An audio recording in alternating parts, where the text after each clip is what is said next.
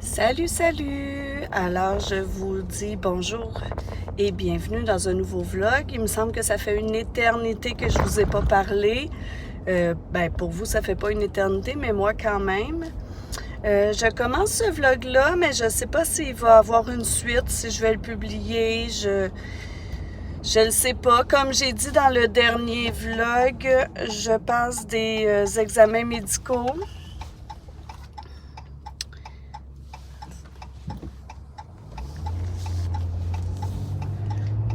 Et là, on m'a rappelé pour passer des examens plus approfondis avec un spécialiste. Donc, j'ai comme un mauvais feeling, mais c'est sûr aussi que ça peut être juste de la peur. C'est juste que ces examens-là, je les ai déjà passés avant. Puis, ça se passe pas de la même manière cette fois-ci. Donc, en fait, je vais vous le dire, là, c'est parce que j'ai une bosse à un sein. Une bosse et plein d'autres choses à un sein. Donc, moi, ça m'arrive très souvent. Une fois par année au moins, je vais passer une mammographie parce que j'ai les seins polykystiques, ce qui fait que j'ai plein de bosses toujours dans les seins, mais il les vérifie quand même toujours à chaque fois que j'en ai une que je sens. Puis là, c'est différent cette fois-ci. J'ai comme un mauvais feeling à cause de la façon que la technicienne m'a parlé ou la façon qu'elle ne m'a pas regardé. Mais bon, c'est peut-être mes peurs qui embarquent, mais c'est vrai que ça m'envahit beaucoup. Je vais passer d'autres examens lundi prochain. Donc, je vais essayer d'ici là de vlogger, de garder ma bonne humeur, puis de ne pas tomber dans le mélodrame. On a eu un petit mélodrame là en fin de semaine, mon chum puis moi, mais bon, là, on va essayer d'être positif.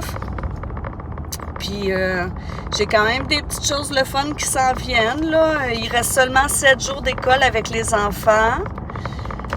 Je planifie mon voyage à Compostelle. Tous nos gîtes sont réservés et confirmés.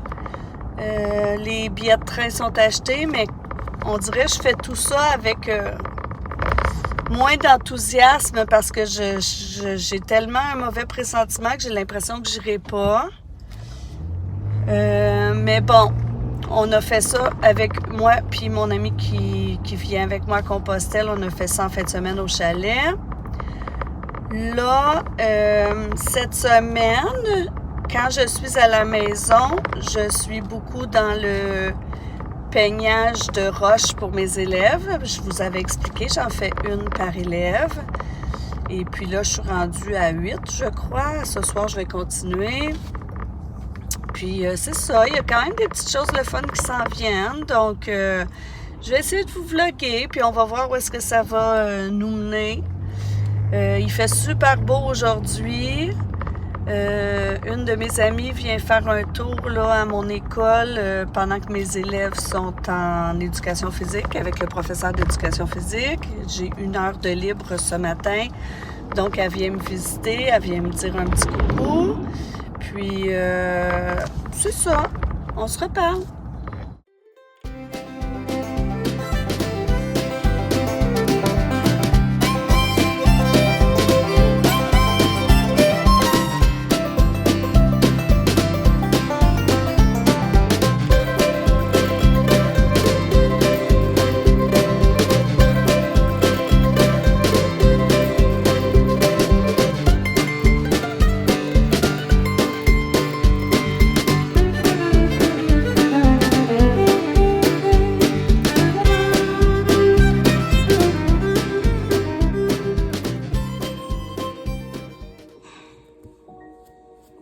Es-tu au courant que Armand a organisé tout un plan pour revoir Manon? Récemment? Oui. Ben là, j'espère qu'il ne viendra pas chez nous. Il y a mon adresse. Manon, ça l'a complètement désorganisé de l'avoir vu. Quand je suis allée la visiter, elle avait tellement l'air d'y en vouloir. Toi aussi, t'as dû y en vouloir, hein? Pour Charlot. Agnès, elle m'a raconté pour l'incendie. Écoute, t'as-tu du temps, là?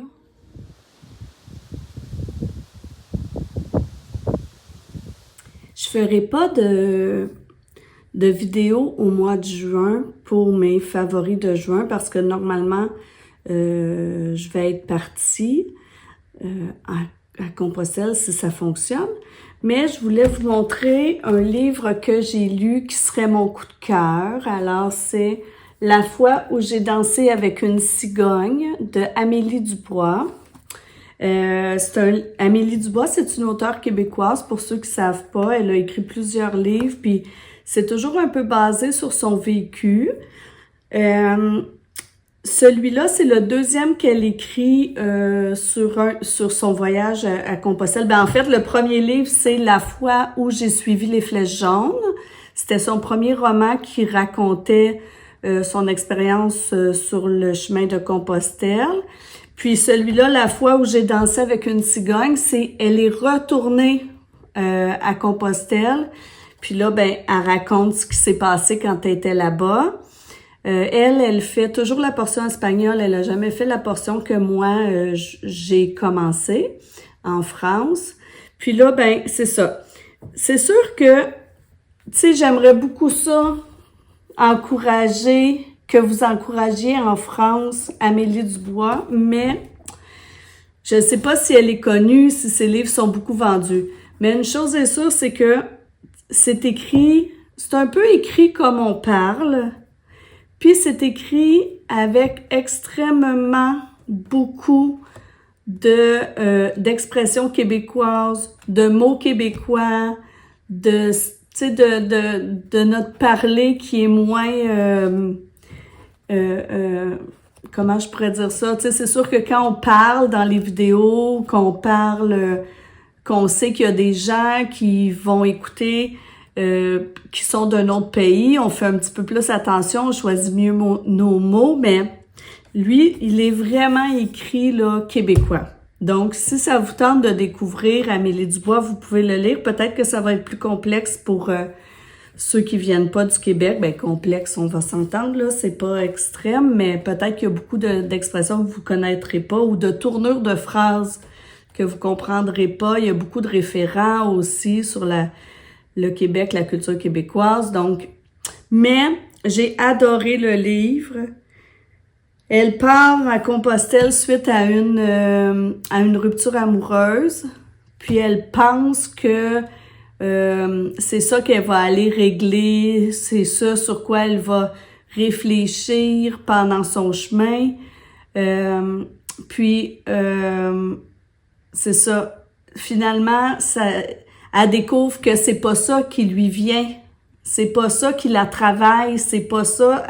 Fait que elle va travailler sur autre chose que sur sa rupture amoureuse. Elle rencontre des gens, elle décrit toujours ses rencontres de façon drôle.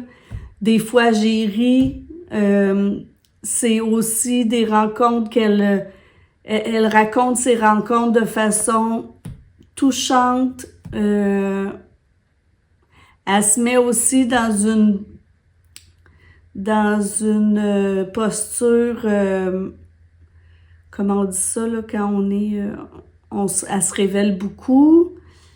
En tout cas, j'ai adoré, j'ai trouvé que c'était des fois drôle, des fois triste. Les personnages sont attachants, même si c'est pas vraiment des personnages. Là, ces rencontres,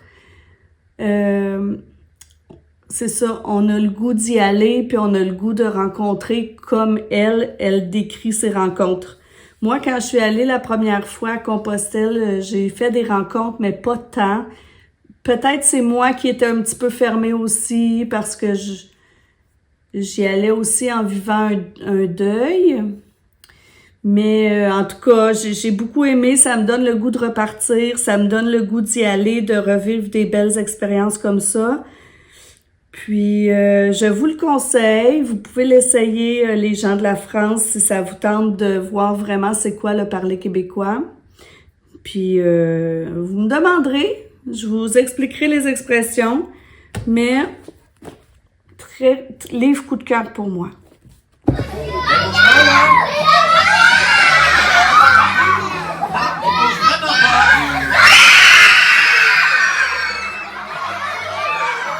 Alors, rebonjour. On est vendredi matin. Aujourd'hui, c'est journée pédagogique à l'école. Mais on reçoit les nouveaux élèves de maternelle. Nous, on appelle ça le bienvenu à la maternelle. Alors, les enfants viennent. On les sépare en 3 groupes différents. On fait des observations. Pendant ce temps-là, les parents sont au gymnase et reçoivent une petite conférence de la direction sur comment préparer son enfant, qu'est-ce qu'il va avoir besoin à la maternelle, puis toutes ces choses-là. Puis nous, on fait faire des activités aux élèves, un petit peu de motricité fine, une petite activité là, d'écoute pour voir si l'enfant il a une capacité d'attention-concentration. On les fait parler un peu pour savoir s'ils ont des problèmes de langage et on les fait jouer pour savoir si, au niveau des comportements, le partage et tout ça. Alors, oups, je vais écraser un pigeon, bon. Il était temps. Et c'est ça, donc quand ils partent, on met toutes nos observations en commun et puis ensuite, on fait nos groupes pour l'année prochaine. Puis, je vous ai mis aussi une petite clip d'hier. Hier, c'était notre activité spéciale. On avait un spectacle de magicien. C'est un magicien quand même dans la région ici, là, assez connu. C'est Magicelin. Très, très le fun. Vous avez entendu comme les enfants ils ont eu du plaisir. C'est un spectacle un peu entre l'humour et la magie. C'est pas de la grande magie, là, les enfants. Mais les enfants, eux autres, ils embarquent là-dedans, là, comme à 100 000 à l'heure. Puis, c'est ça. Donc là, en fin de semaine, moi, j'étais supposée d'aller souper avec mon père samedi pour la fête des pères. Alors, il m'avait invité. En fait, c'est parce que mon père, il conduit plus beaucoup. Donc, il nous recevait chez lui, là. Puis là, finalement, il m'a appelé, sa blonde m'a appelé pour me dire que il était à l'hôpital. C'est pas, sa vie est pas en danger, là. C'est plus une histoire de bactéries. Mon père, il a une prothèse au genou.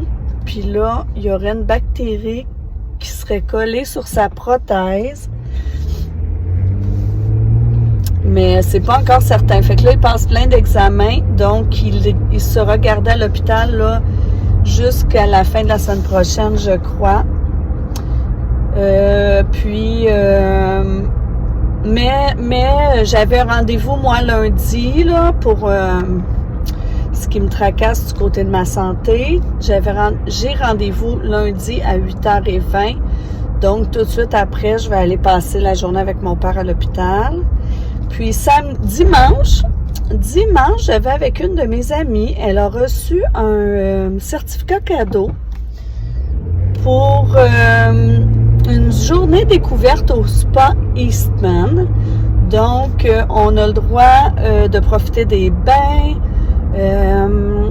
Il y aura un souper et une conférence sur le bien-être.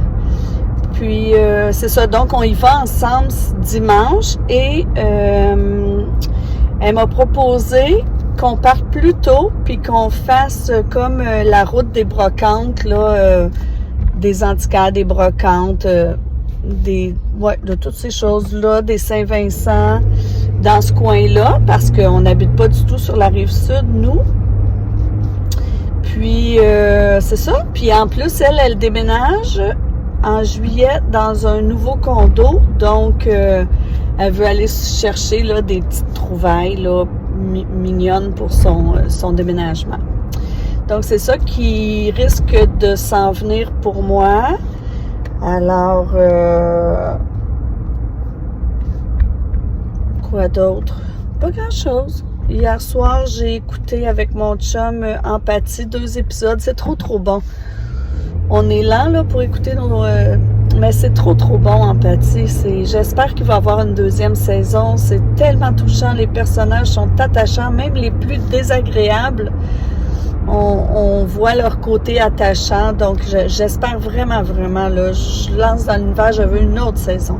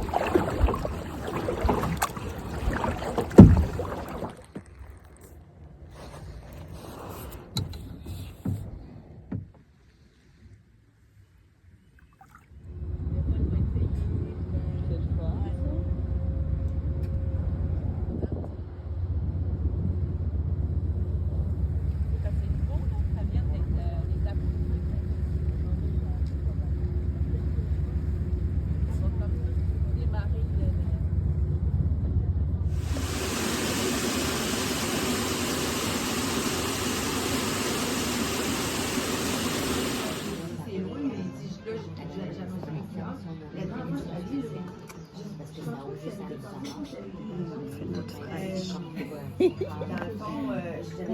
commence avec ça.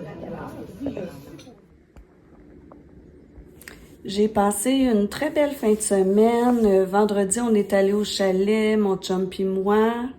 On est allé souper avec sa mère en s'en allant au chalet. Puis samedi, moi j'ai fait beaucoup de désherbage. Et mon chum a installé le quai. Je l'ai aidé un petit peu, mais pendant qu'il installait le quai, je suis allée faire un tour du lac en kayak parce que cet hiver, on avait laissé un genre de marche, d'escalier échelle pour notre terrasse au bord de l'eau.